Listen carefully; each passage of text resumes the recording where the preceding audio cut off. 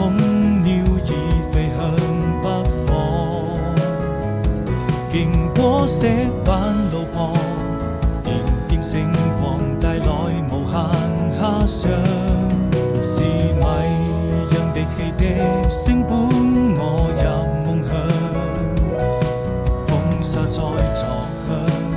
輕輕哼唱着心中所想，快坐上那艘船就要去遠航，太漫長，藍天也變得飄揚，草地上幾片落葉隨風飄蕩，彷彿你眼裏再沒有了淚光，伸出一雙翅膀，雨過能就住過往，幸福就這樣，幻想它終究會到達遠方，情忘掉憂傷，你可以在聖潔白雲中翱翔，因感情在迷茫，